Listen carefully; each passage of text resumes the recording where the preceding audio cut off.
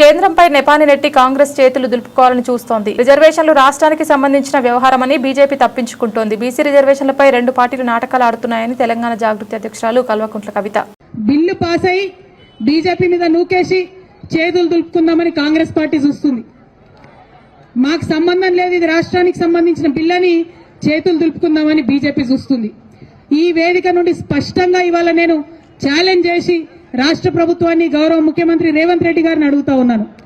నిజంగా మీరు బీసీల పక్షపాత అయితే, నిజంగా 42% మీరు పెట్టిన బీసీల బిల్లు చిత్తశుద్ధితో పెట్టిందైతే, ఏదైతే బీజేపీ చెప్తుందో ముస్లింలకు ఉందేమో అనే అనుమానంతో మేము ఆపుతున్నామని చెప్తున్నారు. ఇవాళ కాంగ్రెస్ పార్టీ మీరు స్పష్టత ఇవ్వండి. మీరు ఇవాళ ప్రెస్ మీట్ పెట్టండి. ఇక్కడ పెడతారా, ఢిల్లీలో పెడతారా, రాహుల్ గాంధీ గారిని పెట్టుకొని పెడతారా, సోనియా గాంధీ గారిని పెట్టుకొని పెడతారా, మాకు సంబంధం లేదు. ప్రెస్ మీట్ పెట్టి ఓపెన్ గా డిక్లేర్ చేయండి. ముస్లింలకు 10% రిజర్వేషన్ మేము సపరేట్ బిల్లు పెడతాం అసెంబ్లీలో అని చెప్పి డిక్లరేషన్ చేయండి. ఒక క్లారిటీ ఇవ్వండి.